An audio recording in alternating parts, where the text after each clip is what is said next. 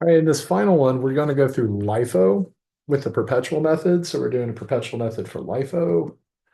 And we're still using that same information from the purchase and sell log. And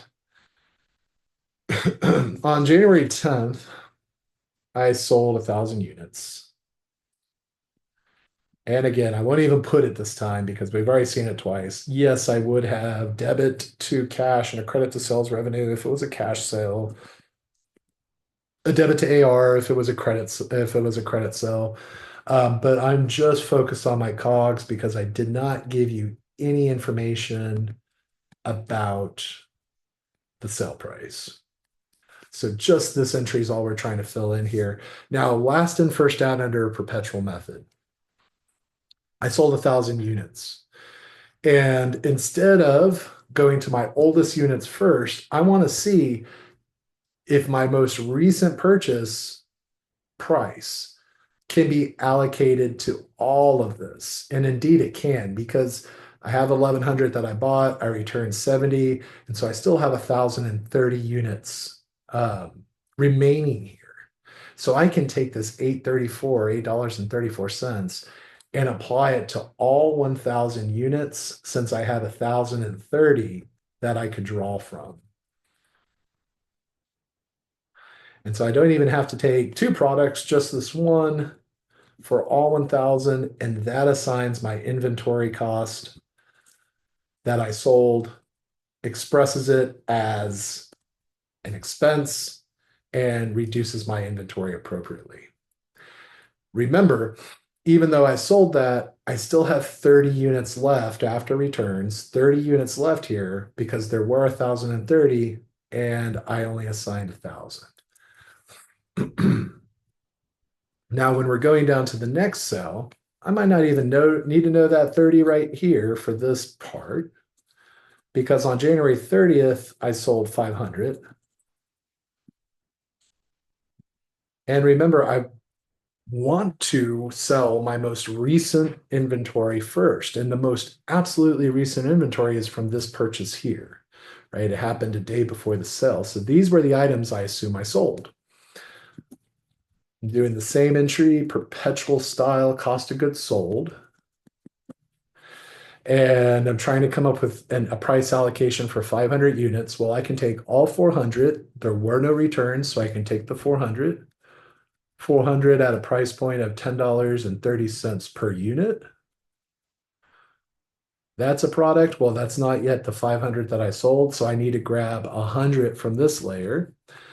There are 350 until I return 20, which left 330, but that's more than enough. I only need 100 to get up to my 500 units sold, right? That's all I'm trying to do is take this 500 and allocate costs to those 500 units.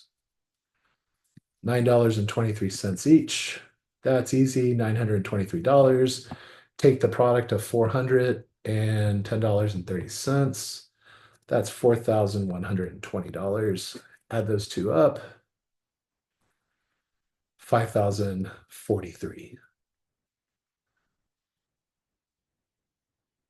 Right? That's my cost of goods sold for January 30th. Cost of goods sold is an expense. Inventory is an asset. Now, the total cost of goods sold, of course, is just the addition of those two pieces there, 5,043 and 8,340.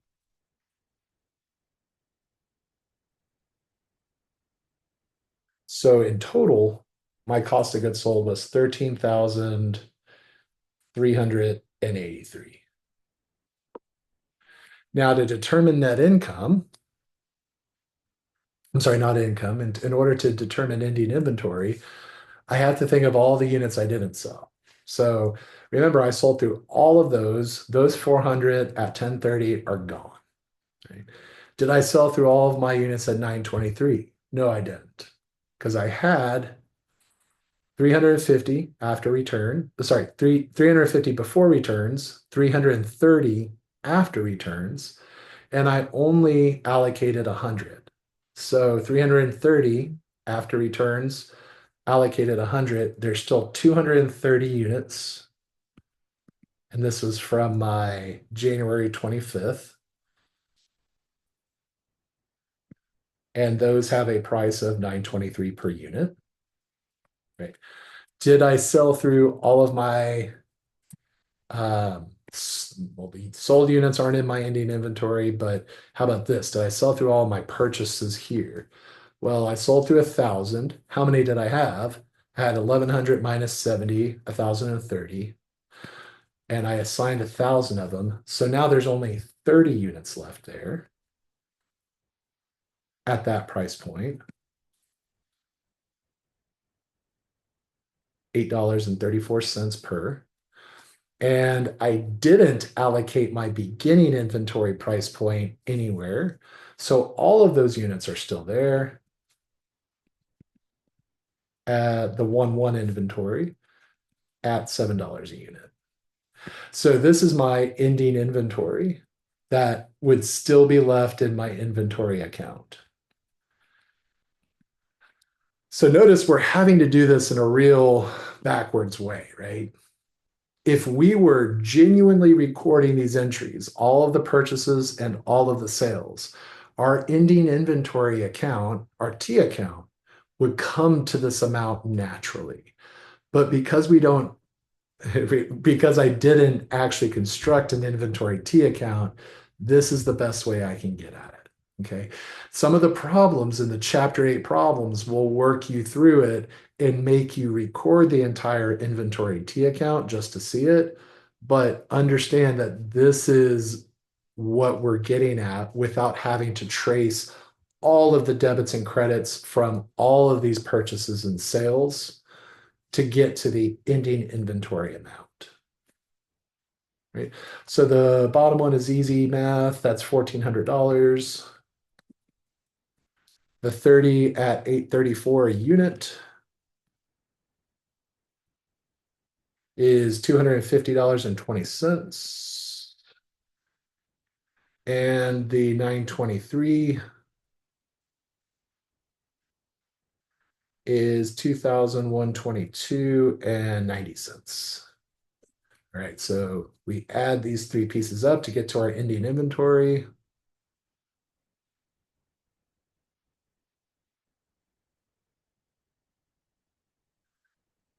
Which I have as $3,773.10.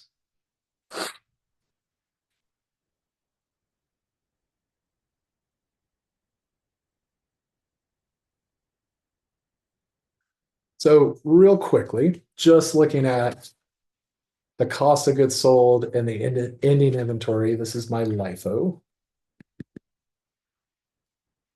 My cost of goods sold, ending inventory under FIFO. So let's look at comparisons here. Now, cost of goods sold is higher under LIFO than it is under FIFO. Ending inventory is lower under LIFO than it is FIFO, right? What gave us this relationship? And this is something that is true throughout time, especially true right now in our economy. But the reason why FIFO, cost of goods sold, is less than LIFO cost of goods sold is because the cost of my inventory over time is rising, right? It went from 7 to 8 to 9 to $10. And as inventory costs rise, this is the pattern of results we see. Because we're assuming I sold the oldest things first under FIFO, well, the oldest things are generally at lower price points, $7 and $8. LIFO, I assume I sell my most recent things first, and the most recent prices tend to be a little bit higher.